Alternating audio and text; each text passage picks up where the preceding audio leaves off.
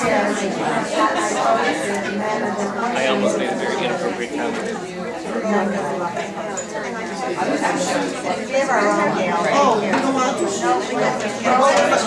It's okay, if anybody comes and joins us, we'll pass it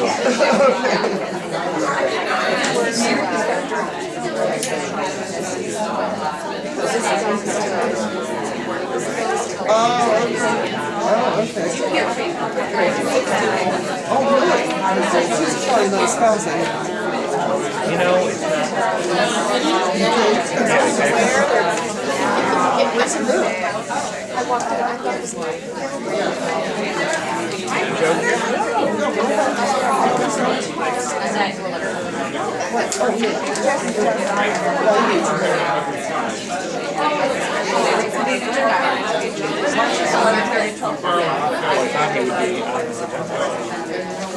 he's on the agenda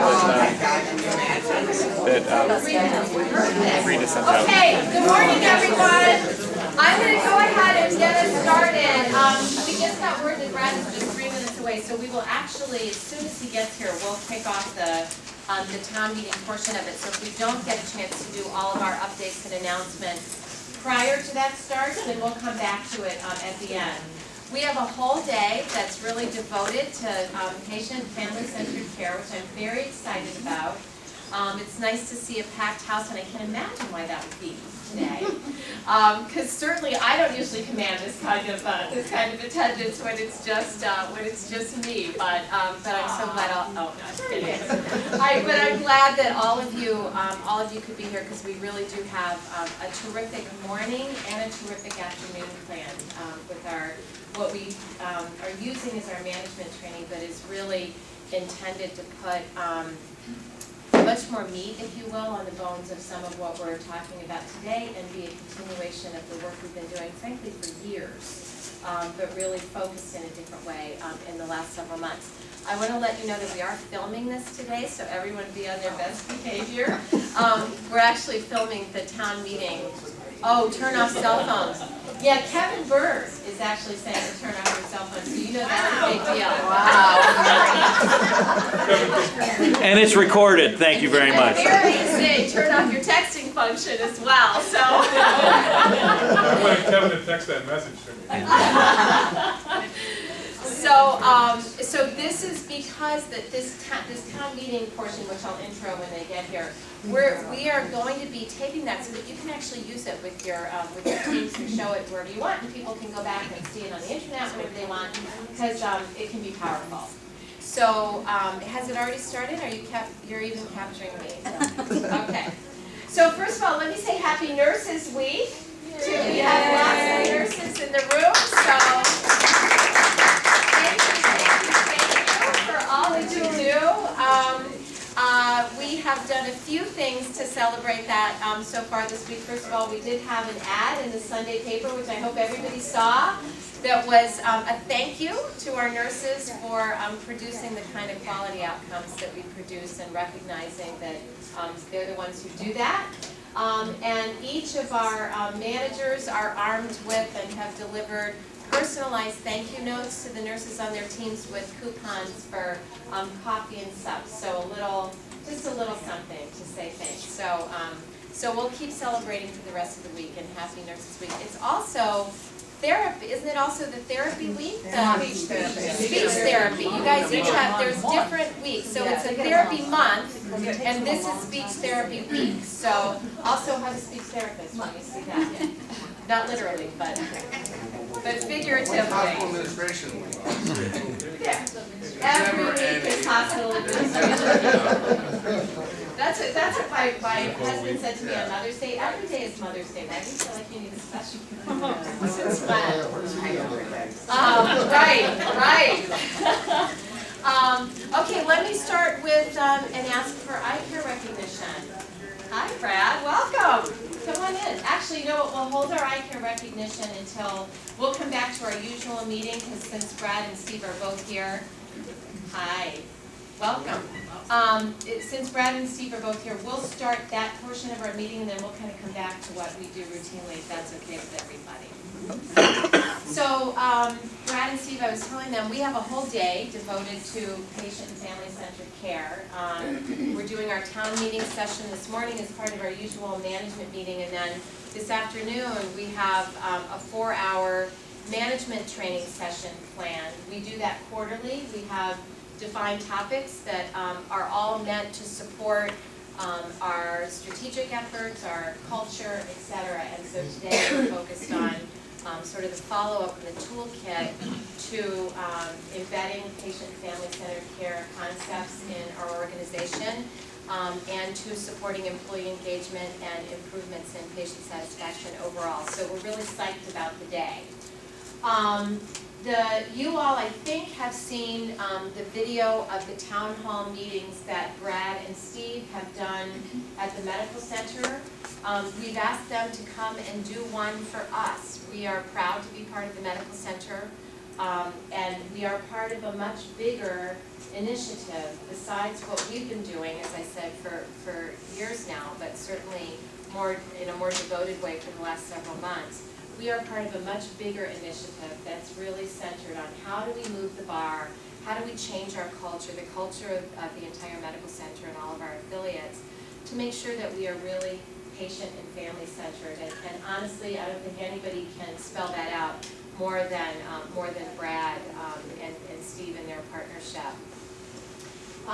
We've said forever that we've been good at patient family centered care, that we're an agency filled with people who are all about caring and all about commitment to what patients need.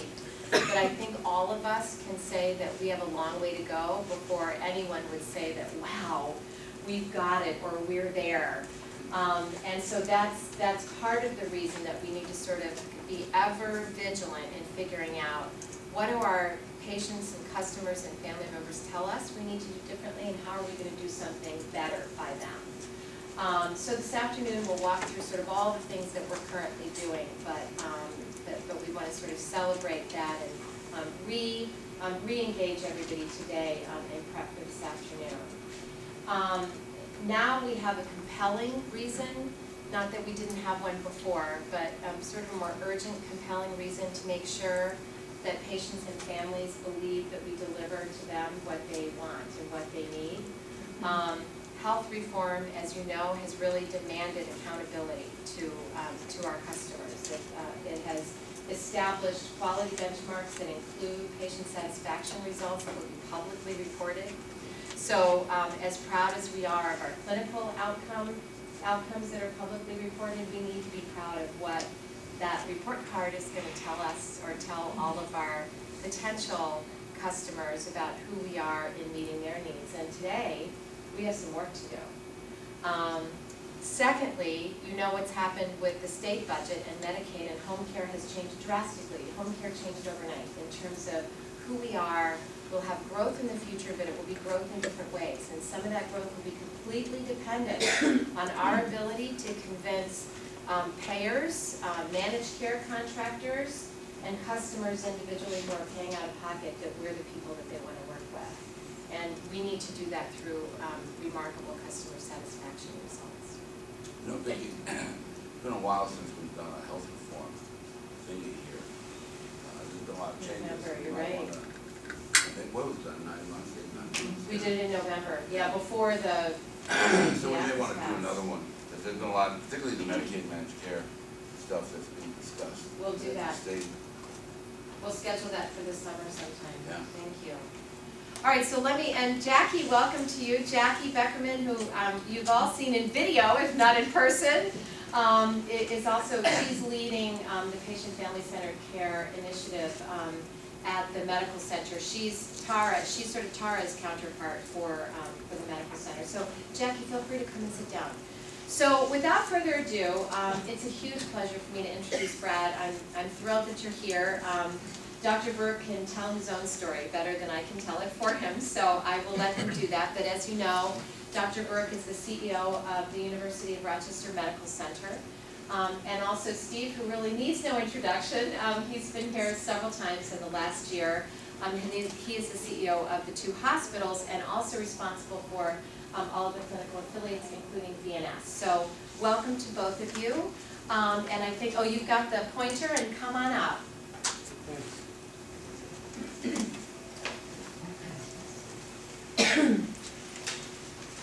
Well, it's a beautiful morning, and it's great to get a nice drive out here and see around Great Bay. And really my first visit inside here. I've really learned a lot over the years, but the first time out here. You guys do a terrific job. And really my goal here today, along with Steve, is, as Vicki said, to really help us do better. We are going to be judged on how well we do, and we want to do the best we can. And I can summarize the whole talk in a very simple phrase, which is you want to do the right thing the right way. It's that simple. And so our job is to help you do it the right way. And I think you already know what the right thing is. And, my last 2 years have taught me a lot about the healthcare system. Learned a lot about home healthcare aides. And they're among the most underappreciated members of our entire health system, and critically important for people with chronic illnesses. So I'm going to talk a little bit about this. Actually, I'm going to let Steve do most of it because he and Jackie have really led the way. So I really come at this in 3 different ways. As a leader of the medical center, myself as a care provider, as a cardiologist, and then most recently as a patient. And as a care provider, I always thought that I provided patient-family-centered care. Cardiology is 40% behavior and 60% medicine. Getting people to lose weight, lower their cholesterol, cut down on their salt, exercise. You can only achieve that if you get the family involved. If there's a family member smoking, you're never going to get your patient to quit smoking unless both members do it together. So I always brought the families in, made sure to get to know the whole family and the family situation, but I never could visualize how we would do that as an entire entity. And it's taken some time. We learned a lot from best in class, and I think we really have a very robust program now for enabling us to provide patient-family-centered care. Obviously, as a leader, I get challenged to do many different things. And one of the things we really do need to do is get everybody on the same mission, get everyone to share the same values, and to work together. As Steve will talk to you about, healthcare reform is going to require a level of integration across services like we've never seen before. And the medical center is actually uniquely situated to do this because we have acute care hospitals, we have chronic care, nursing homes, and we have VNS. So we can, without having to acquire any other organizations, without having to change any of our structure, we can create care paths for our patients that span all phases of their illness, which is an enormous advantage for us. And so one of my main goals is to enable us to do this integration, and Steve's working very carefully since he actually is in charge of implementing across the whole system to make this possible. And of course, my own personal experiences have had an enormous impact on how I do this. If ever there was a moment where I realized how important touches, personal contact, personal interaction, it's been in my accent. The most basic human kindnesses have been the most important for me. And the sound mind, sound body concept really is critical. And when you meet a provider who can appeal to both your soul and to your physical needs, that interaction is enormously promoting for health and for recovery. And so each and every day that you're out there taking care of people, that's what you're doing. You're making them feel better not only by the physical things you do, but by the spiritual connection and personal connection you make. So it's about engaging patients and their families in all aspects of their health care. And it's not taking care of them, but taking care with them. We really do need to partner with them. No one knows the patient better than the family and the patient for themselves. And we have to really value their importance. We have to show them how they can be an integral part. Can't ignore them. And we obviously have to share information in a way we've never done it before to enable them to really understand what's going on. And when we began, we had the strong commitment, which was about service. And you know, there was a popular book, What If Disney Ran Your Hospital? And we've made a lot of changes in terms of our ID badges, in terms of the way people dress, the way they introduce themselves. And when you come to Strong now, we have these very nice ambassadors that greet you with their snazzy new blazers. We've really done a lot on service. But you don't come to the healthcare situation on vacation. It's frequently a pretty difficult situation that we encounter. So we need to go beyond service. We really do need to talk about care, compassion, and attentiveness. And so our heritage actually is what's called the biopsychosocial model. When I was a medical student, both George Engel and Bill Morgan were still teaching, and they wrote this book on the biopsychosocial model, which at the time I discounted. But over time I learned a lot about it. My favorite was I did my residency in Boston, and the first several times that I encountered a family member, they would tell me how Grandpa Harry was doing really well until he took a shock. And I had no idea what a shock was at all. And I was actually a little intimidated. I didn't really want to ask them. I didn't want them to realize I didn't know what a shock was. And in the beginning, the way those Boston accents from South Boston sounded, I thought it was even bitten by a shark. It was really improbable. But they actually, that's their phrase for a stroke, that you had a shock, and that changed your system. So you really do have to know what the culture is with the families and how people think about things. And you can imagine if their view of a stroke is a shock, then they need a lot of education. And so one of the things we do have to do is educate ourselves about the families and learn to talk to them in a language they understand. You know, when you're a physician to a physician or a nurse to a nurse, you can have a particular kind of dialogue. But when a lot of our patients aren't that sophisticated, we really have to learn to understand them and educate them. And certainly VNS is one of the ways we most do that. And increasingly with healthcare reform, we're going to get paid to keep patients out of the hospital, out of nursing homes, and at home. And I can tell you, for me, the number one thing I wanted to do is get out of the hospital. You know, they wanted to keep me there for 6 months. I said, you get 100 days, that's it. And I'm out of here, I'm home. Because home is so much better. You know, you're around people that care for you, you're around your own surroundings, there aren't bells going off. You know, you have mobility, you will do things. And obviously in hospitals we have doors and locks and key cards and swipes. And at home, I got rid of all the doors, I can go wherever I like. So that's really a big advantage. So getting people at home is really important. And a lot of you already do this, take care of patients this way, but we really want to educate everyone and create a culture so that we do it consistently. And when you have your little eye care badges, it says I care always, because that's the problem. Patients remember not the 95% of the time they do it right, the 5% of the time they do it wrong, unfortunately. And so we really have to work on that 5%. And a lot of it is just human error, you know? The error is human, it just is. Occasionally we make mistakes. And part of being really good about this is to recognize your mistake and to disclose it and to deal with it in a way that's reassuring to the patient and the family. So there have been really a huge number of people that have led this. Steve will show you the complete list of all the committees. But really Steve and one of our urologists, John Joseph, and Jackie really led this. They've created a whole series of leadership teams across the entire enterprise.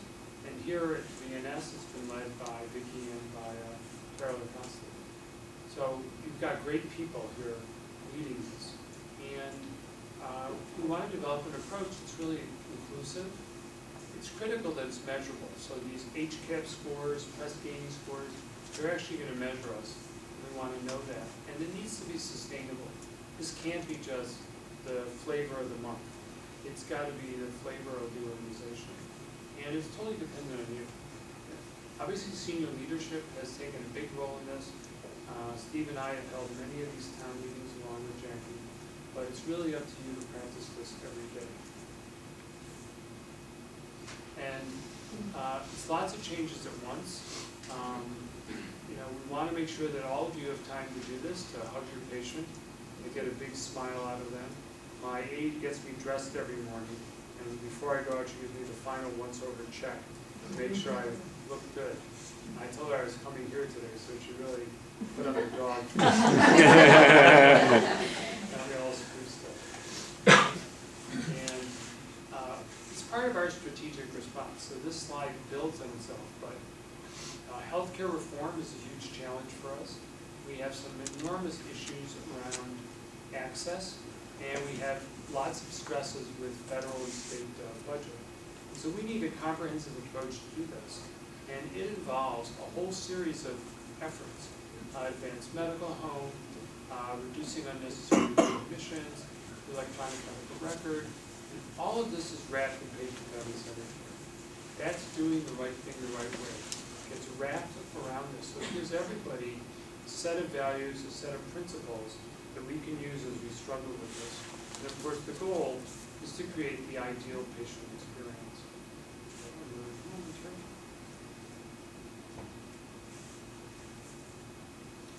So, most importantly, we really do owe it to our patients and their families. And to codify this, we have developed the eye care values, and we have a video. I'm not sure it's going to give it a shot. And the video really shows the good things and the bad things that go on, and how important it is that we really do listen to patients and their families. There's some hard stories here. And, I have a brain tumor, which I'm trying to get rid of. There was an exploratory operation, and that was probably the lowest day of my life. Nothing is more important than listening. And I would have accepted his death a little bit easier had they listened to us. To be there for them, to be that shoulder, to cry on, that ear to listen. It made me feel confident that, you know, the staff here was looking beyond what they were assigned to do.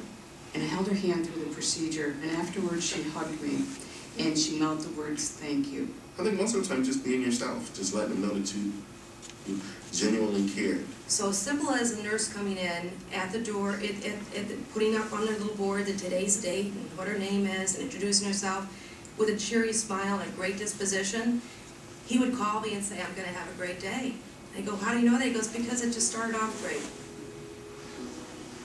We received a phone call to come in and see my father, and we did. And they stopped us dead as in our track, and meeting my mother and I. We were at the door, and they would not let us in his room. I think they wanted to take care of his medical issue prior to telling us what was really going on. We need to think about giving our staff the ability to be flexible. He was calling out in pain. It was a horrific sight to see my loved father in that condition. What's important is how we handle those things, how we talk to the person, the family facing these situations, and showing the understanding and the caring. That's all they're after.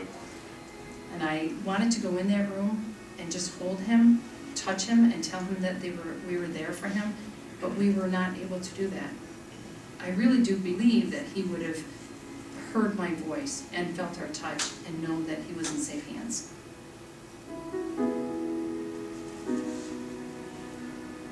Tell the story about the night you went down for an MRI and you had a transporter pick you up on the gurney to transport you down for your film. Yeah. I always think if it was my loved ones or my family was here, how would I want them to feel? How would I want them to see things and perceive things? So I think it's important that every staff member they come across, you know, presents that picture of, you know, that we care and we're here for you and we can do whatever we can to help you. He was talking to me and we were having a great conversation. So he made me feel at ease and good. I think places often deceive themselves that they're great in the technology, that they don't have to think about the human stuff, the little stuff. And in point of fact, the best places really attend to both. How rewarding is it that you made a difference in those families' lives? You helped them to transition into an area where they're not used to. It's not common to them. It's common to us because we sort of know what to expect, but they, in many cases, they have no ideas. And he turned to me and said, you know what, Mary? When I beat this tumor and I get better, I'm going to volunteer at this hospital and I'm going to be a transporter.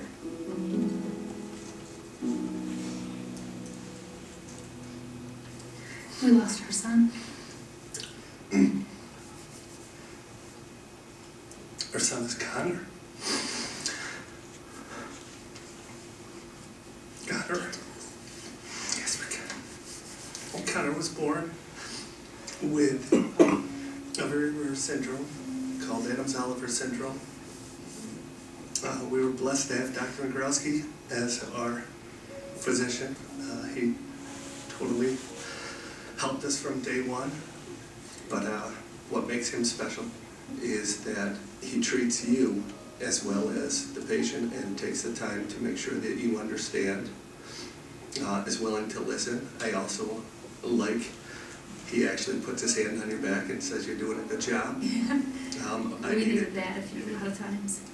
So that touch. Having been on both sides of this as a patient, family member of sick people, the human touch makes a gigantic difference even in the midst of wonderful technology. Listening to the parents and listening to their anxieties, their sadness, their nervousness, their guilty feelings helps me comfort them. And then on the night that Connor went into the hospital, I knew he was very, very sick that day. And was struggling. I had called Julie to tell her that she'd better come back in. And the doctors there said, is there anybody else that you would like us to call? And we said, call Dr. Androwski. And he asked, he said, would you like me to come in? And we told him, no, you don't have to. But he said no. And he came in and sat with us through the night and was with us when Connor passed away. I think if everybody was a patient for a day or a week, it would change their practice. That's what made me care more. And then there's that healthcare provider that touches your shoulder or tells you what to expect next or looks at you in the eye. That's when you realize somebody's there for you.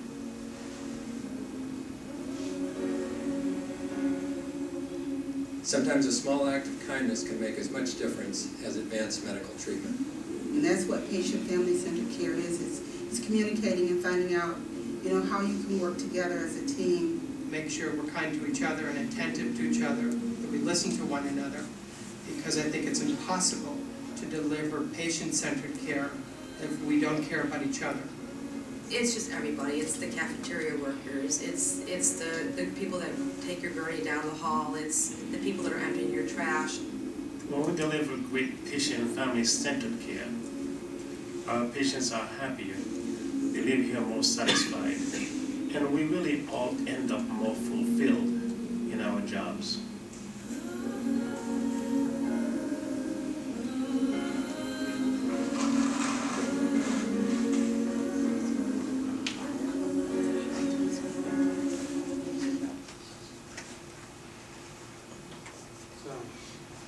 There are a lot of very difficult things we have to do, and as you heard, we can make a difference.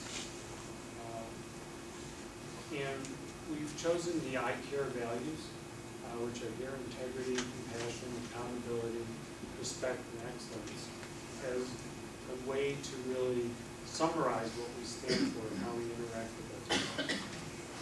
And just a word on that.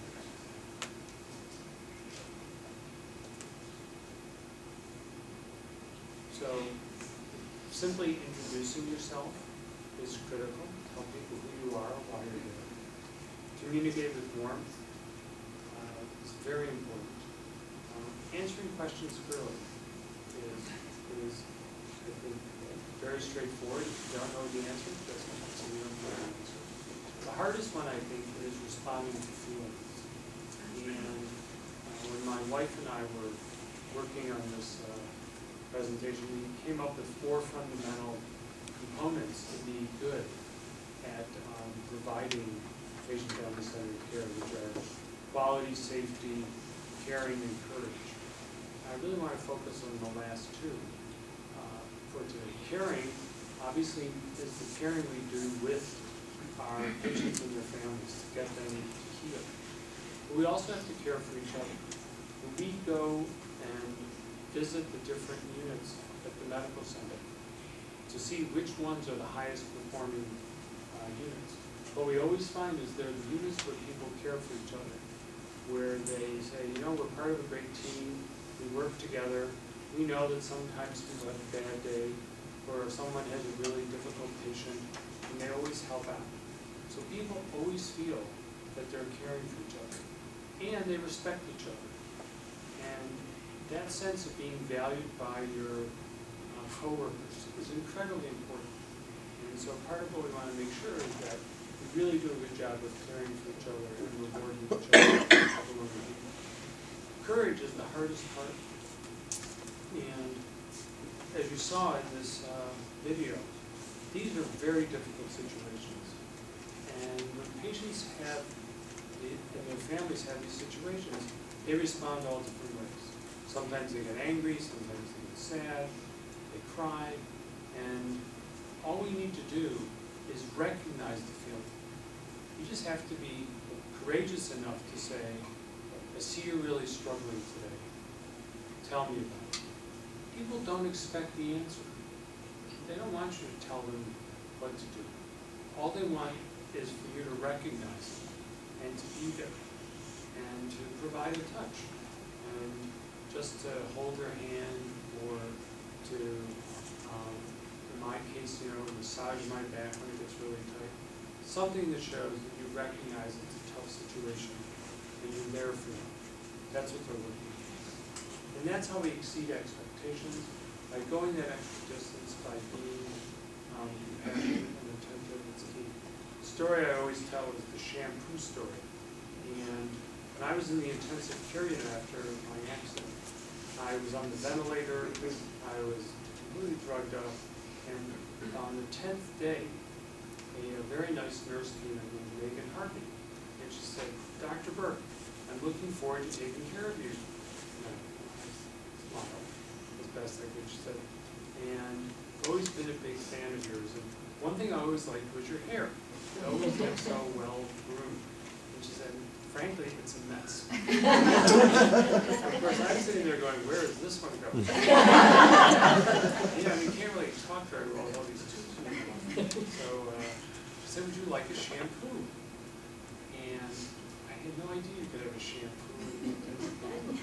So I nodded my head, and sure enough, she comes back with this bag, and it looks like things my mother used to wear. And turns out they put water in it and shampoo, and she shampooed my hair and then dried it and combed it out and showed me how it looked. And that was the single most pleasurable thing I'd experienced in 10 days. And what she didn't know is the only part of my body that could feel was from my neck up. And so she had done this thing to my head. She was being attentive and the healing touch. And it was a remarkably good move. And gave me great strength and great sense of health. So it's those simple things that make an enormous difference, being attentive to the patient. So that's how we exceed expectations. Just have to be as human and as healing as possible.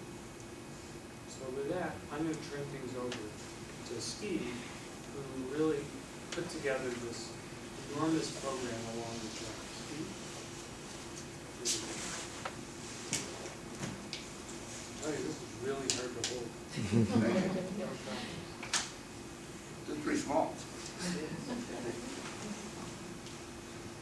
Okay, I guess you actually, you know, you've done your own version of films and stuff. So And we're going to actually premiere you've seen it, but we'll premiere our version this afternoon. Yeah, no, it's terrific. Are you having a whole afternoon thing? You're welcome to come. Well, I wish I could. We have the Health Affairs Committee of the board, and I have to do something there. And I will tell you, Sharon, I'm totally exhausted. And the reason I'm exhausted is it's actually somewhat of Brad's fault. Brad's been bugging me. You got to do something special. So he said, why don't you start with losing weight? So I said, well, actually, I'm not going to do that because my wife lost 100 pounds, and so I figured we're covered now. We're partnership, work. So I decided that I was going to do something unique, and that was that I was going to read every issue, every word, every cartoon of the New Yorker from February 21st, 1925, when it started. And I've been bugging the iPad people and the New Yorker to get this thing on the iPad so that I could have the entire 4,700 issues. So they did, and I've been up half the night because if you think about how long that'll take, I'm not sure I got enough time. So it's really a stupid thing to do, but now I'm stuck. So I'm on February 28th, 1925. For 2 years, and you can print them out too. They're very interesting. You can see the whole culture. So I figure somehow that's related to patient-family-centered care. And I'm groping for that. But I'll stop there and I'll get on to what I'm supposed to talk about. I should tell you though that I do. I get to as many of your patient-family-centered care meetings as I can, and they're terrific. And the reason I want to do it. Vicky's always telling me, oh, you don't have to do that, blah blah blah. But it really does tremendously enhance my understanding of what you're doing and helps us kind of implement this across the system. Because one of the things that we've learned is that in reality, facilities don't mean a lot. We built a huge cancer center, $65 million cancer center. And when we started doing patient satisfaction, staff satisfaction results, we weren't where we wanted to be. They were terrible. I was sitting there thinking, how can this be? We have the most gorgeous facility. But as we know, it's not about facilities at all. It's about how this whole program works. And you're really the front line of that. Because your facilities are constantly changing. You're going to people's homes. And whether they're welcoming or not welcoming, where they're located, it's all factors that have to do with how you're received and then how you provide care. I had my own experience. My mother lived with us when she had cancer for 4 years, and in the last 9 or 10 months we had hospice in our home, and we had VNS providing service, and it was really quite incredible. I had never experienced people coming in the house, at strange times and really going through this, and the folks were terrific, but it was just it gave me a real dimensional difference of what an understanding of what your staff really goes through, and how unique that is, and how we can learn from that. Because this is really, as Brad mentioned, it's really about people providing service to our community, and we provide 56% or 60% of the service to the community, and what you do is only becoming more important. You're going to have to walk through a very difficult time, I think, as society figures out how they're going to provide health care in the future, and it's going to go through a lot of machinations. And Vicky's an unbelievable representative for you, not only statewide but nationally, and she knows the stuff inside and out. She's a great spokesperson. So you got a shot at telling your story, and I've always been amazed as I go around the country and do some work for the American Hospital Association. I'm actually the representative of the AHA to all the long-term care facilities, the LTACs, the rehab facilities, and the AHA doesn't deal that much with nursing homes or VNS or home care agencies, because they kind of have their own organization. But I can tell you that there are 8,800 different organizations, and 92% of them have revenue that's $8 million or less. So we're a country of both when it comes to regulation. And it's an industry that is not as coordinated, and from a congressional point of view, doesn't have as so articulate people and knowledgeable people like Vicki are incredibly important in how we bring that together. Joanne Cunningham, I think, too, is terrific as head of the agency in New York. and I've known her from my work with Haney. So you got great people, and now the question is, how do we get you focused, because you're going to be there, of health reform? Everything's going to revolve around you, as Brad mentioned, keeping patients out of facilities. And then how do we do that so that society wants to do that, so that they don't want to go to these most expensive facilities as their first effort and their first interface within healthcare. And so a lot of what we're doing is really preparing for the groundwork of how we create these organizations and what we visualize for these organizations in the next 5 years. I spent the morning over at Highland, and we're redoing the management plans of all of our organizations. And I keep talking to the leadership there about how do we visualize what we want to be in 5 years and create the excitement around that so that it becomes more than just metrics. Metrics are important. We have to measure what we do, but there has to be a real vision of what's to be accomplished. So patient-family-centered care is at the heart of that. You're at the heart of it because you're going into all of these incredibly diverse environments, and you have great leadership. So with that combination, I'm really thinking that you're going to be really the center of our effort, and we're going to learn a lot about it. And so therefore, we structured this thing to really take advantage of what everybody brings to the table. And it has to include not only the hospitals, but also the nursing homes, VNS, and the Eastman Dental Center, and then also the Children's Hospital. The nursing homes are really interesting, particularly what's happening with Highlands at Brighton. We now transfer about 500 patients out of the hospitals. They only have 144 beds, and we used to transfer about 70 in 5 years ago. I mean, if I look at accomplishments, that's one that's just unbelievable. It's a clear indication that if you hire the right people, you can accomplish really stunning things. We hired Cindy Berry. She really had an incredible vision of where that facility could fit within our system. And we have 500 inpatients coming from both hospitals that go through there. Now, they can't accommodate all of them. They don't want them to stay there. They want to move them into other housing, and you then become the focus of that. How do we stabilize those patients and then either move them to other nursing homes if that's what has to happen, but more importantly, how do we then move them out into the community, independent housing, et cetera? And you're the focus of that. So Vicki has had a lot to do with the Highlands of Brighton. Highlands of Pittsburgh tends to be a more traditional nursing home with 40% insurance.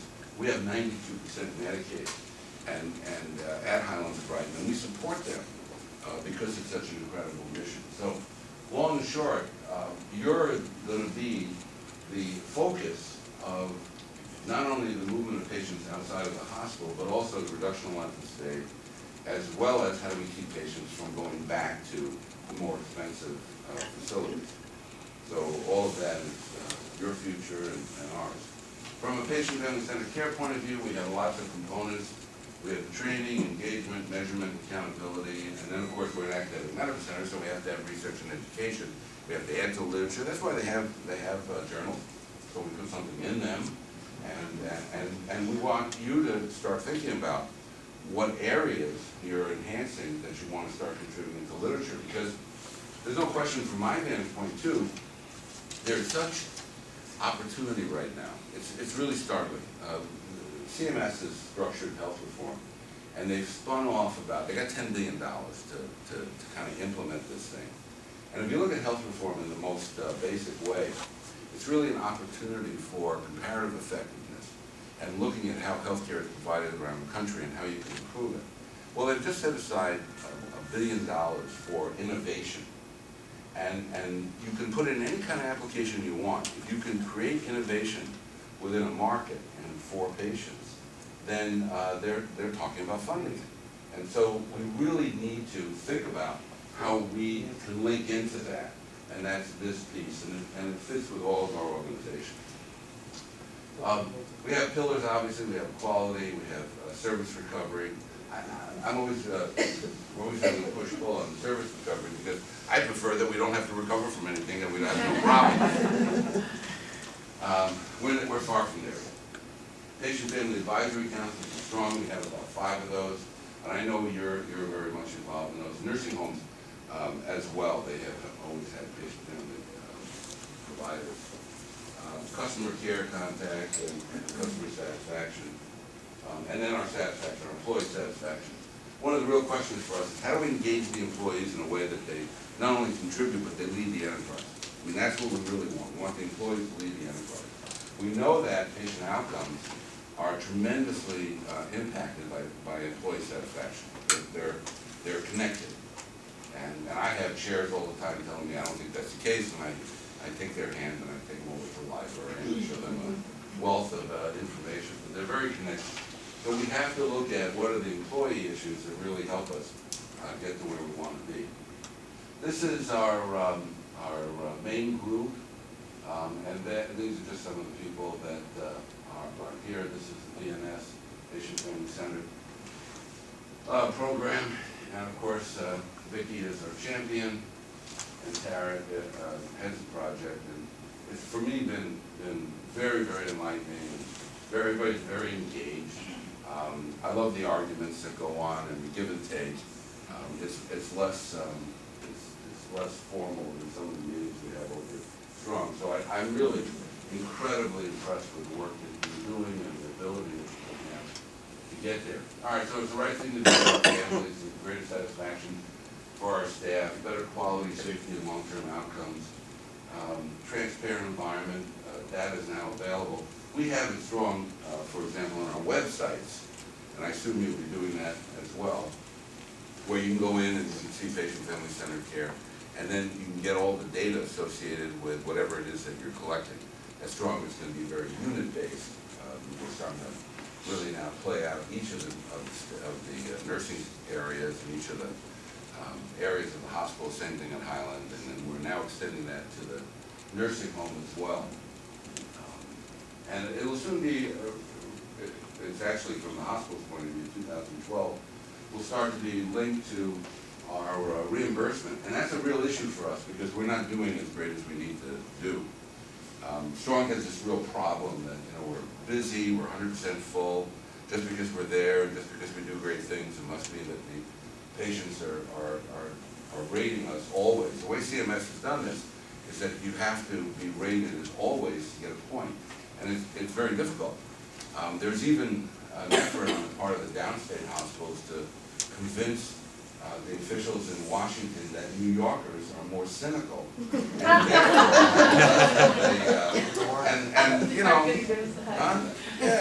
I think there's some truth to that. So every time I go to Washington, I try and act cynically. Just to create an environment where they get the message. But it's really interesting. I was talking to the administrator of the hospital, which is right within Ground Zero, and that's right by Chinatown. And 50 or 60% of their population are from Chinatown, and the word "always" is not interpreted the same way in their language. So he's like going crazy because half his population is not filling out the forms and doesn't understand what they're asking. And the federal government hasn't really adjusted to that yet. But it's really a tough one when you ask somebody, especially if you're in a hospital that's 100% full, did you always get a positive experience? If you're laying in the hall because we don't have any rooms, that's a hard sell. And so I go around the halls and I whisper in patients' ears, always, always. I'm not supposed to do that, but I don't know, I don't know what else to do. I used to have a thing where, and Jackie was very embarrassed by it, where I said, well, it used to be a scale, 1 through 5, and I said, well, if you're alive, give us a 5. But they chose not to do that. I don't know. I thought it had a ring to it. I'm ahead of my time. All right, so you're required to survey your patients regarding your experience. We have what's called HCAPS, which is Home Healthcare Consumer Assessment of Healthcare Providers and Systems. And it makes a lot of sense. What CMS is trying to do is called value-based purchasing. They're trying to get value for the population that gets 65 and older that gets benefits from CMS. Now, there are all kinds of kinks to it. The way they're going to do that is they're going to measure you against your peers over time, and they're going to put part of your reimbursement at stake. So that they provide an incentive.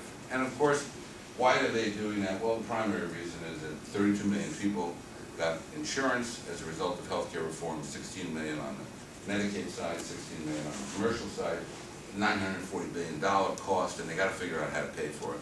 Medicare and Medicaid reductions was a reduction of $564 billion in order to help pay for that insurance. And the home care piece, which was put in a chart, which was next to skilled nursing homes, was $121 billion of reduced revenue as a result of that. So it's going to cause a reshaping of the industry, but also a real push for value. And you're watching that. And one of the problems you have, and I'm sure Vicki and you guys talk about it all the time, is you're stuck in New York State, and you have the whole New York City issue, and how they pay for personal care and all of this. And it's a huge item, you know, it's a $3.8 billion item. I guess in the state it's $2.4 billion. And so they have to figure out how are they going to marshal that. And you are not in the same rules. And so when I had a chance a few weeks ago to talk with the Commissioner of Health, I was sitting with all of the board members at Haney's, and I brought that up. Upstate is not downstate, and I brought up the example of VNS as an example, and everybody's sitting there shaking their head saying, you know, that's absolutely correct. And he said he was aware of that, and that he would, over time, be sensitive to trying to figure out a better way to do that. Time will tell. But he certainly said the right words.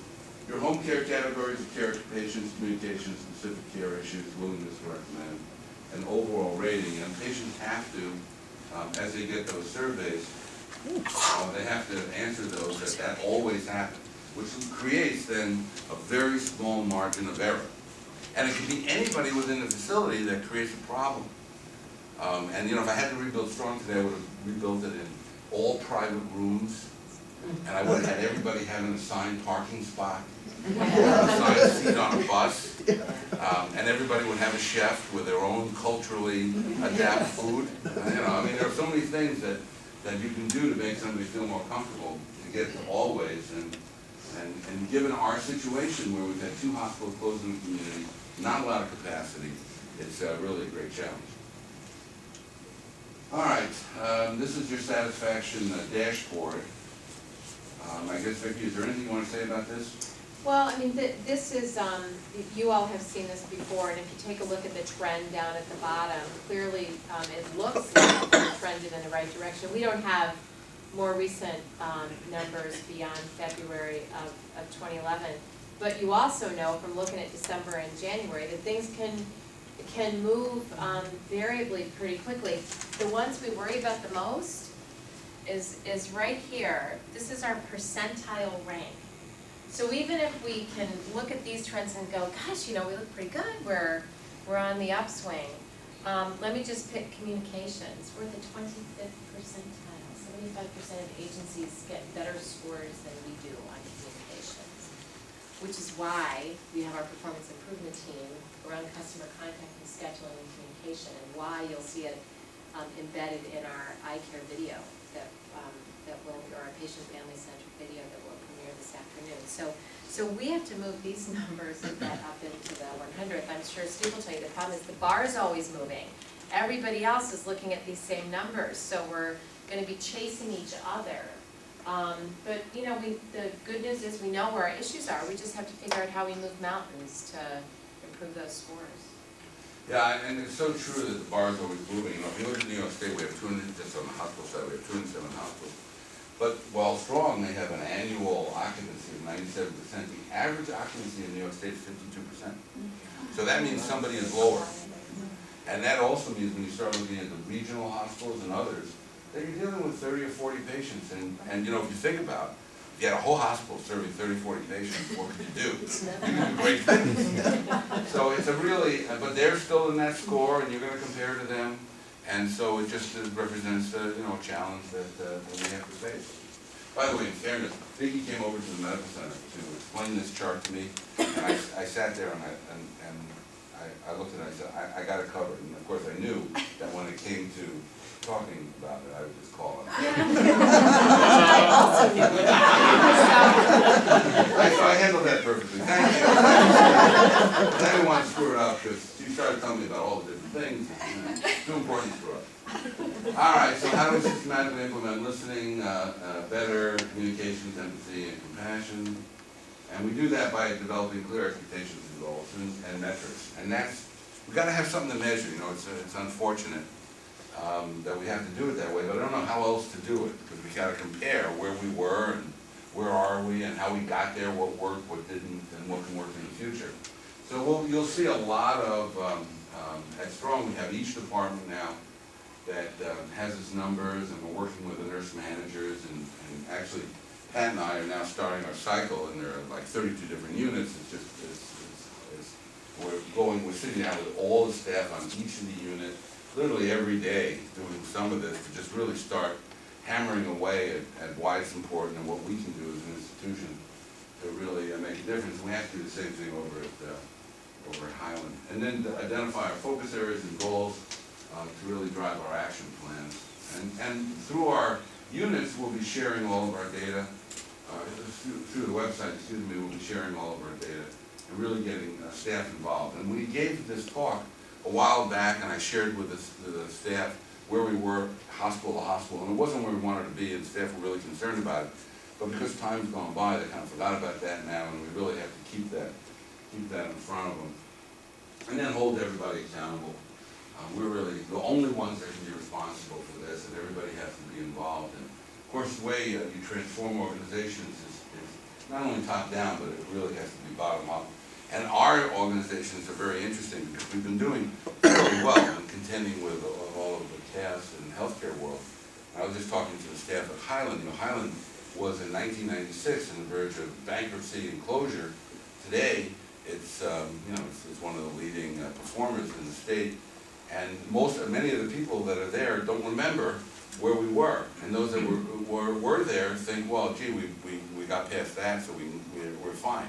No, we got to go to the next level now, and it's always the next level. What are the great challenges, and how do you really inspire the staff, and how do they inspire you to take an organization to really what it can be? And so that's really the goal. And we need to get everybody moving in the same direction, and that's what that is: top down and bottom up, where everybody perceives what you're trying to accomplish and feels the responsibility to do that. We're reviewing all of our processes and policies, and you'll do the same, and the areas of focus. And then the question is, how do you assist everybody to accomplish what we've done? And the fairness to all of this is, we've watched it Strong. When we initiated, we had a bump up, and then we had a bump down. People said, okay, well, I guess we were into that now. But we have to, this is a journey. This is going to happen all over time. It's going to happen year after year. I mean, this is, not only will the federal government be looking for value, but all of the third parties will be looking for value. Medicaid is required to do this by the year 2012 as well, and use the same standards. And you say, well, gee, what can Medicare take out? They seem to be taking out everything. But don't forget, we have a $120 or $131 billion budget in New York State, and $53 billion of it is Medicaid. So there's still a lot there. And in the last budget, we took out the government took out 2.6. And then there'll be a federal matching share, so it has a $5 billion impact. But that just touches the surface. New York State has enormous issues. It started out with a $40 billion deficit over 3 years. So really, and they're using the reduction of dollars to force the providers to redesign the system. Why? Because they've come to the conclusion they can't design it themselves. And so that then for us is both a great opportunity as well as a tremendous liability if we're not up to the task. And so there's enormous effort right now going on, not only in all the industries, to try and figure out how to redesign, in our case, Medicaid, so that it can work for our populace in the future. New York State right now is from a business point of view, is the second worst state in the country.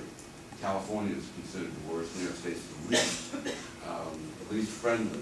And that's going to have a real impact on the ability to bring, Rochester's lost 45,000 manufacturing jobs over the last 6 years. This is enormous. We're the largest industry now. But we have to create healthcare so that it's affordable and it has high value so that industry can come back to our state and we can continue to build our community. It's just that important. I really view it as vital. And this is at the heart of it. And you're at the heart of that because you have the most interesting and the purest kind of focus on patient-family-centered care because you're in the patient's home. And you're interacting directly with the patient in the most clearest way, and you don't have an institution to get in the way of that. So it's really, for me, very exciting what you're doing, and I'm trying to get here as frequently as I can to learn about that. We're all one team. Education, we're going to be developing education models and caring and sympathy. Are you supposed to be jumping in here? Am I taking yours? No. Okay, I'm keeping going. You're in. All right, one of the things that we're doing is Jackie's been doing these training videos, and they have been really, we're using now coaches in the psychology department, psychiatry department, family medicine department, to help physicians, and you'll be wanting to do the same. You know, what is appropriate behavior? Brad talked about I care values, but how do you really do that? And how do you do it on stressful situations?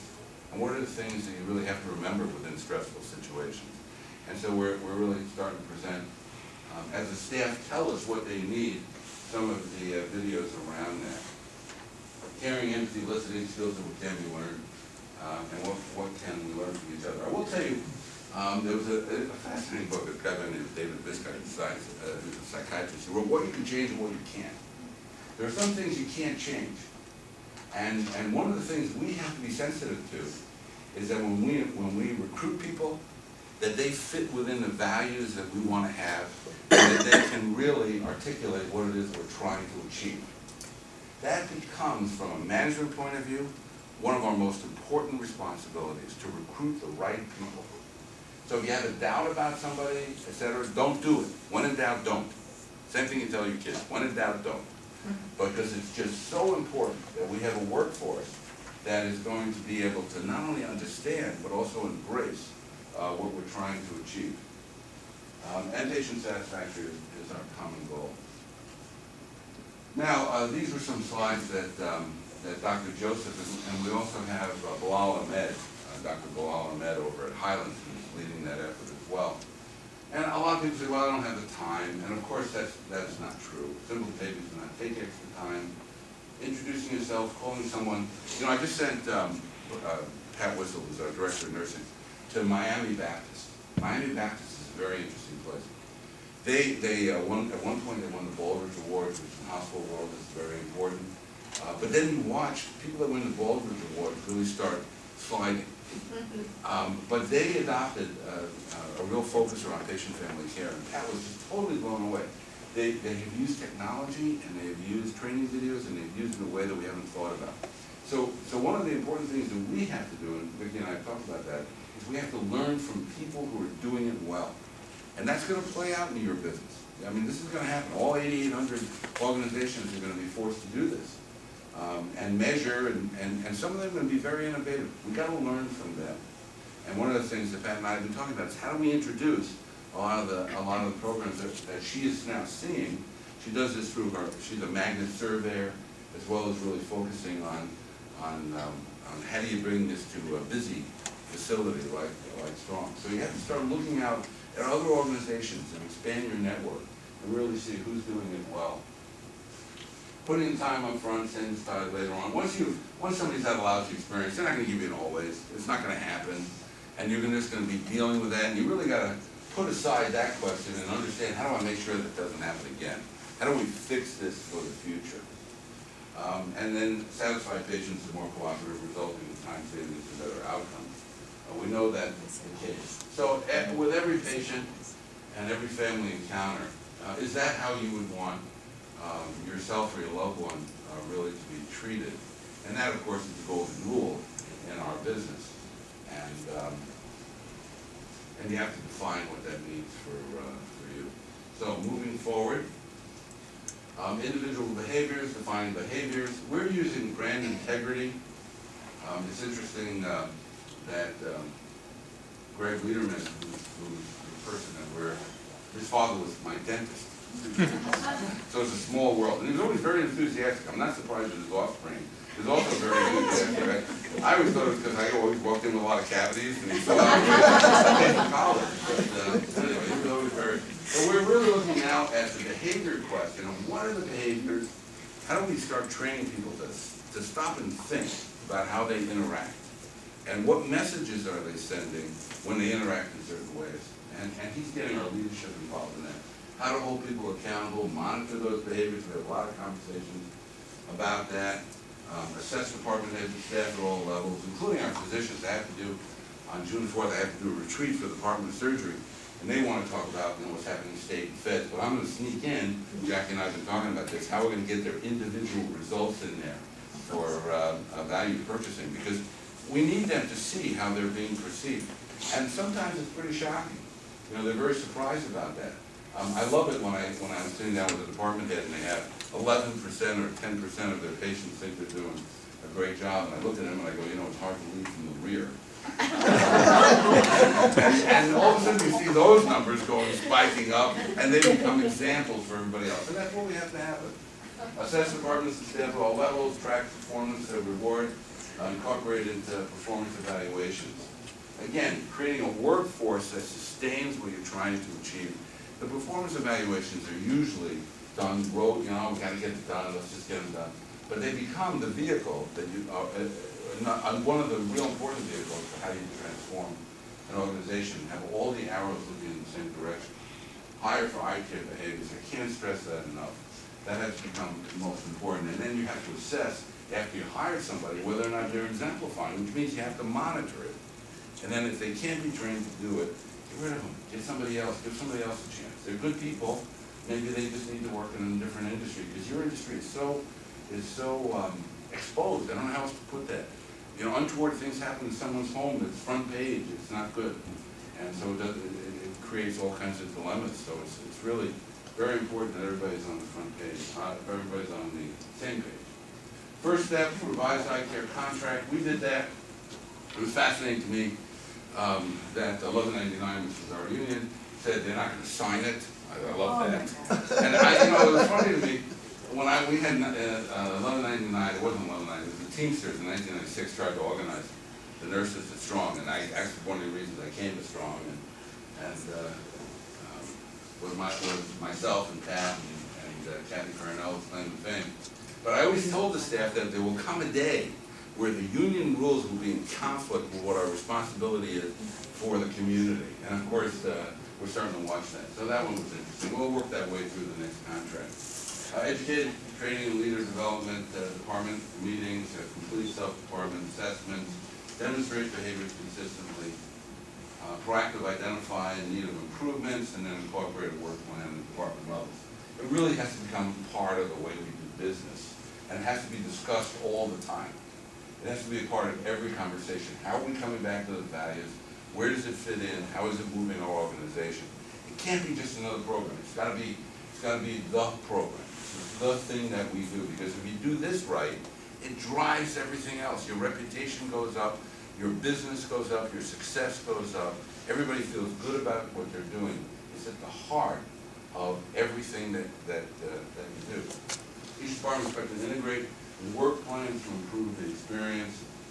We'll do this in May. I guess your departmental best practices will be shared and then formalized with those that are doing it well.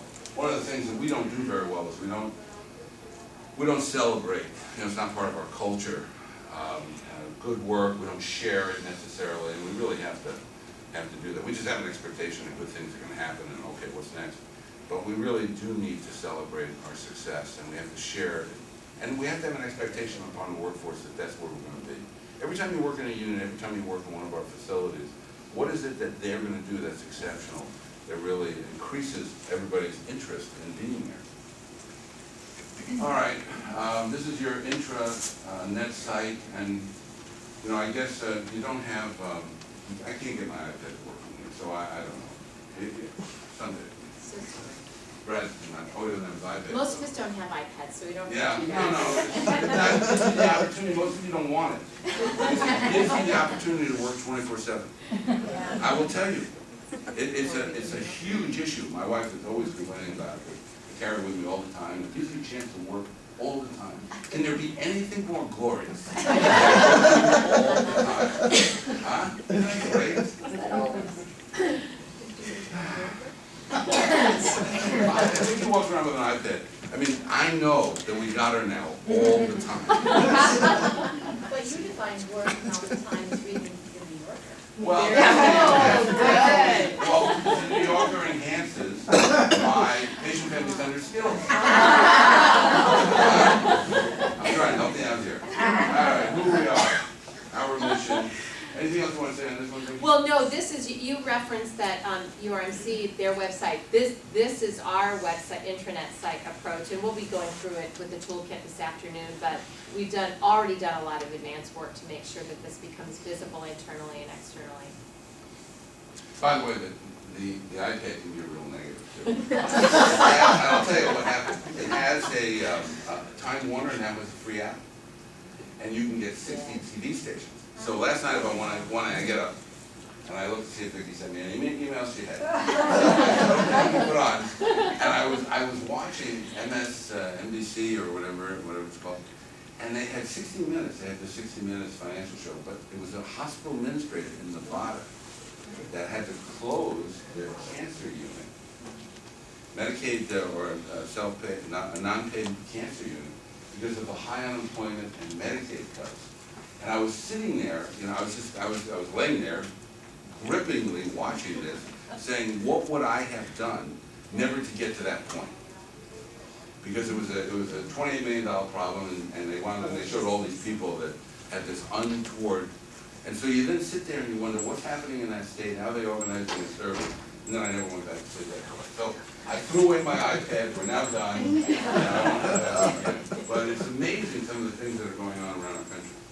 All right, I encourage you to share your experience, let us know what's working well, what's not. Our goal is to give you the tools needed to succeed for your families and for your team. And your committee talks about that continuously. And they really challenge each other to come up with more tools. So it's not a one-four thing that we do, it's really the thing that we should do and the thing that we're doing.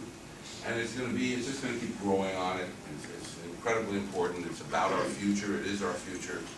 And so we'll just keep at this until we really set the standard for it. So let me stop there. Any questions? Anything anybody wants to add? Vicki, anything you want to add? Well, I would like to tell you that, first of all, thank you to both of you. I appreciate the time you put into this, and it means a lot. We start every single meeting that we have at VNS with eye care recognition. So you probably know we worked with brand integrity a couple years ago, so we're a bit farther along on that path. But for your benefit and for everyone else's benefit, because when you leave today, we'll have a management meeting where we start with eye care recognition, but I'm going to sort of close this session with one as a demonstration of some of the things that we do really well. Because of course we talk all the time about what our holes are and what our tough spots are, but we do some things remarkably well. So I had the pleasure of a couple of weeks ago spending a day in the field with Jason Kowalski, who's one of our nurses. He's been recognized with our Employee of the Year award before. And I watched Jason spend a little more time up front to create a much more satisfied, better outcome, less time consuming in the future.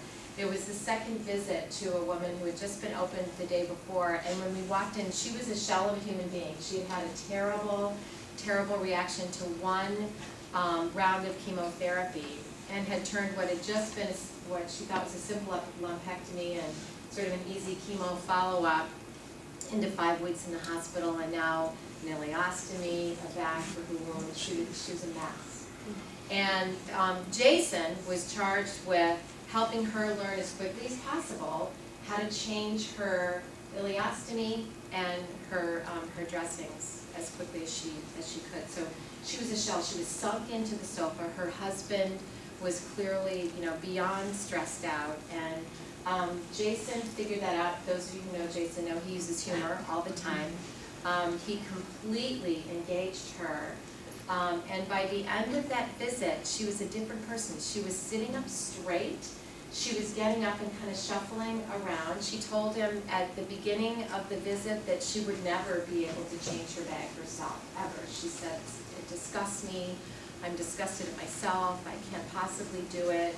And by the end of it, she was saying, I think after a couple more visits I could do this. Jason noticed that she was speaking sharply to her husband every time the husband tried to say something helpful. And he took it beautifully. He would smile and pat her on the back and and say, I'm sorry, honey. And Jason actually completely managed up the husband by saying what a great job he must have been doing and how hard it must have been for him. And she said, had the opportunity then to say how much she loved him, and yes, what a beautiful job he'd been doing and how hard it must be for him. So it was, I loved every moment of being in that home because it was truly transformative. He changed how the husband was seeing his wife, he changed how the wife was seeing herself, and changed what she thought her future would look like. Did Jason come to my house? No, I'm afraid of what you would turn him into. So anyway, I just want, that's a great story, and that is patient and family-centered care, because he took care of the family, he took care of the patient, and it did take him a little bit more time. It was a long visit, but I can guarantee future visits are going to go so much better, and she's going to get better faster. So. Thanks, sir. Any other questions or comments for either Brad or Steve? Yes. Just a question about the patient experience and the link into the value-based purchasing and what's happening with ACOs. Any insight or comments around what's going on with the university around that, URMC? Well, maybe I'll just start, Brad will say the final word. ACO is a very, very accountable care organization. There are three components to health reform that the federal government has initiated organizationally to try and bend this cost curve. One is medical home, which Brad will comment about because we're knee-deep in that. The other one is bundling care, which we're starting to organize. The other one is accountable care organizations. CMS released a 439-page description of what accountable care should look like. Unfortunately, it is very cumbersome. 65 quality statements that you have to be 100% at, and 90% of the savings as you take a risk for a population go back to CMS. So I don't think that there's going to be a lot of, people are enthusiastic initially, but I think at the end of the day a lot of people are not going to do that. They're going to do smaller pieces. And those smaller pieces are around bundling and medical home and learning how to do this better, how to take risks and assess patients so that they don't come to organizations. The other piece is we have to develop the contract so that we reduce hospitalization and we put more of your services at stake, that reimbursement follows. Because all we do is bankrupt the hospitals and there's not more dollars for you, it's not going to work. So there's a lot of that stuff kind of going on.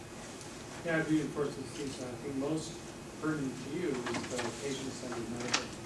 So we are making a very substantial investment for the 153 physicians we have. They're getting electronic medical record. And as a consequence of that, you'll be much more involved in the continuing care, the planning of care for the patients covered by those physicians.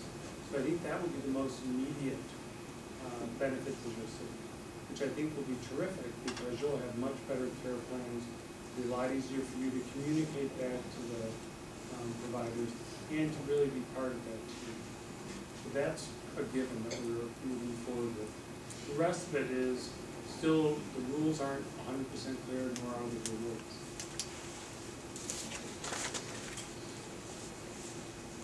Okay, great. I just have one comment, going back to the patient-family-centered care. See, when you talk about hiring the right person and the person who lives eye care values, I think part of our challenge as managers is not only to teach them what the policies and procedures are and to guide them to be conscious of cost, but it's also to empower them to do the right thing. Because that's what we saw in the video from your transporter to the nurse in the pediatric unit. It was, they felt empowered to do the right thing for the patient and their family. And I'm not sure that all of our staff always feel that, believe that, to allow them to do what Jason did. And so I think that that's part of the balance that we have to achieve. Here are the policies and procedures. Yes, you have to be cost conscious, but I'm also empowering you to do the right thing for the patient and the family. Well, I think that's under the category of courage, where the staff really feel comfortable in raising these issues. No, I think that's exactly right. We see that in just dynamically in the operating room. when there's a quality issue and the staff is not feeling comfortable and saying, wait a second, there's a quality issue, then something bad can happen. And so we want staff to really have the courage to say, to self-actualize professionally. I mean, that's what that's about. And we have to create the environment for that to happen. And make sure that is happening. Okay, well, can I say thank Thank you you. again?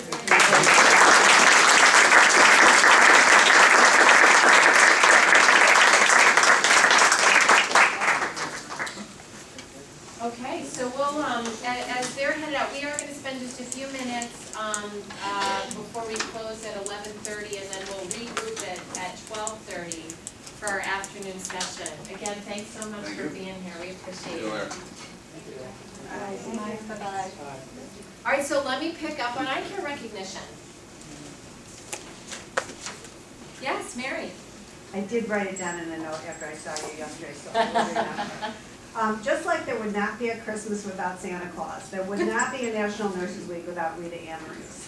Yeah. So I really want to recognize her for all that she did to put those packages together for the managers, because we really would not have been able to do it without her. Here, here.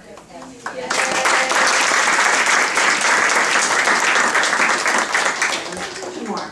I wanted to recognize Demetrius Castro, who, upon myself and Paul Towsley asking him to help us out, has created a whole new scheduling training program for our 2 new LPN liaisons, creating classroom experiences and setting up precepting experiences with other LPN liaisons in the building. So he's just done a fabulous job of putting that together, so I wanted to recognize him. And then finally, I wanted to recognize Brenda Stenshagen, who is helping me, actually she's doing the whole thing. She's submitting the NHPCO data set, which was due at the May 1st, which they pushed back to May 15th. But Brenda really is working with IT and myself and Michelle, but Brenda's doing the burden of the work to put this report together, along with, and if Bill Hubble, we're in the room, these other reports that she has to put together. So I know it's a burden for her, and I really appreciate her doing it. Thank you. Kevin. I'd like to piggyback on what Mary said, and I'd like to recognize Rita as well. So on top of what she did with Nurses Week, wrapping up all the work that she did with the United Way campaign, and the fact that those two things tend to collide every year, and all the hard work she puts in coordinating our campaign.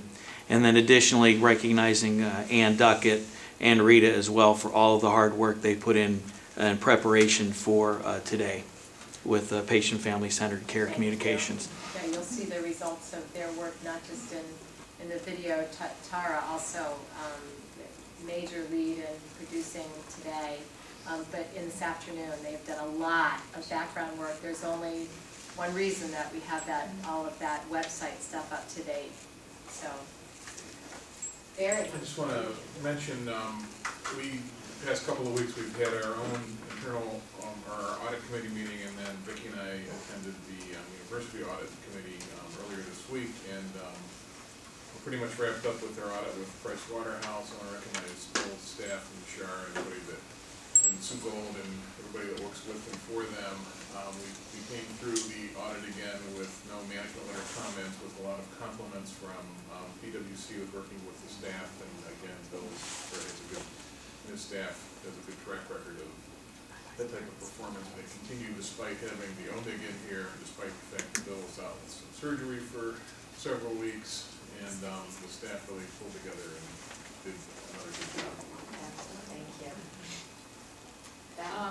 I would like to thank everyone who was involved with their friends from the DOH who were here for a surprise visit, and we had a full survey. They were here for a week, and I need to thank all the directors, all the clinical managers, and multiple departments. Ellen Sugat and her team, copying every last piece of paper that they needed. And they complimented us about how well the survey went in terms of them having all the information that they needed EHR records, all the different things. So I need to thank everyone because it's a monumental effort, and you know, it seems like the rest of our work all reaches to a halt when they come, and you know, everybody steps up to the plate, and I need to thank everyone for that.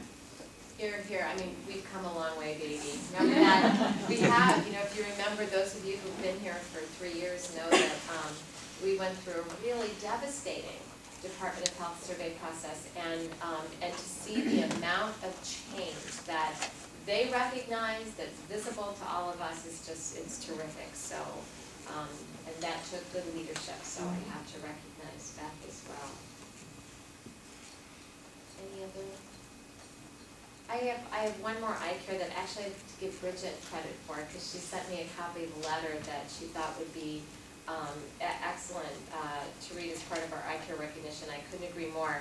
And especially today, when we've been talking about where we fit within the medical center and how gratifying it is to hear them say how essential home care is. But Bridget got a letter from a colleague from the Department of Radiation Oncology, who Steve made the comment that if we can't take care of each other and demonstrate these behaviors to each other, how are we ever going to do it for our patients? So this is someone who took the time to recognize a colleague at VNS.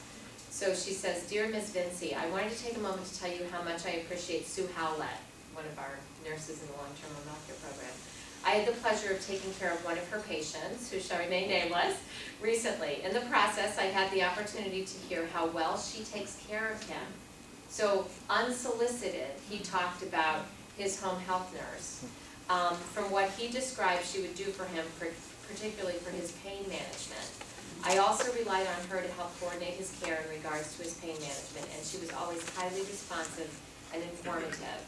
In my eyes, she goes above and beyond in her care for this patient and is truly an exemplary nurse. I greatly appreciate her wonderful care. Thanks for having such a great employee. Sincerely, Jennifer Massa." Those are just the best kinds of letters, so thank you for sharing that. Okay, moving on, just a couple of quick announcements. First of all, Beth, do you want to just do a brief summary of the DOH report out? Sure. We submitted our corrective action plan yesterday. We did have 6 deficiencies, standard deficiencies, and you know, they really are along the same theme of all the deficiencies that we have received over the last couple of surveys. So it's around plan of care, coordination of care, some wound documentation discrepancies, those kinds of things. So, you know, love to say we didn't hit any, but the ones that we've got, we've been working on. We really have already shown some improvement, but you know, they managed to find a needle in a haystack. And you know, that's kind of basically what they found. But they were very, very complimentary on all of the co-visits that they made with every discipline, including home health aides. They even liked the one home health aide visit that they went to. The home health aide rushed to get the bath done before the person from the health department came. Even though the patient was saying, no, I think they want you to wait until you know, so, and they came out and recognized and stated that they can see the improvement that has been made within the agency. So I think, again, it goes back to all the hard work that everyone has done and all the things that the staff are paying attention to. So, you know, we'll be doing some education. We did not write a corrective action plan that reinvents the wheel. Doesn't add 10,000 new forms or different case communication notes. We're just going to continue to work on the things that we already have in progress. We know that we're going to have wound care advisor. They spoke very highly of that. They really felt that's going to make a great impact on our wound care documentation. So they identified that as our biggest weakness. So we already have something that's going to take care of that. So we'll hear in a week or so or more when they get around to it, if they accept the corrective action plan, and then we'll go ahead with that. But we already have things in progress to start. Great, thanks, Beth. Any questions about that? Okay, and then last but not least, wage and salary program. Right? Everybody's interested in that. So, last month at this meeting, I told you that we did decide that despite our very tough financial condition, you know, we lost money last year, we will lose money this year. We'll make every effort to make sure that, that we tighten that loss, but the bottom line is we can't withstand or accommodate the significant drop in reimbursement that comes from both the Medicare and the Medicaid side. But despite all that, we are going to do a wage and salary program. We did work collaboratively with the medical center, the university. The university is doing an average 2% program, and that is what we are going to do as well. So we feel that that this is not a time for us to sort of solve or try to solve our financial problems sort of on the backs of employees. You guys are the reason that we are surviving and thriving and will survive in the future. We wish it could be more. It can't because it's unaffordable. And the fact that the university, the largest employer, is doing a 2% program, we felt that we needed to do the same thing.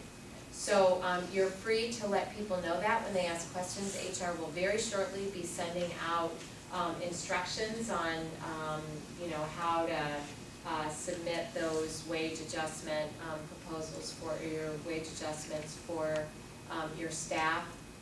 And they'll be able to answer any questions, I think, through the next month or so. They're effective July 1. Remember, we changed our annual wage adjustment process this past year, moved everything to July 1, so that'll be our new annual update cycle, if you will, for wages. So any questions about that? Okay. So I had no other announcements. We're going to give you an hour's break to catch up on email, eat some lunch, and then we come back here at 12:30. Thanks again.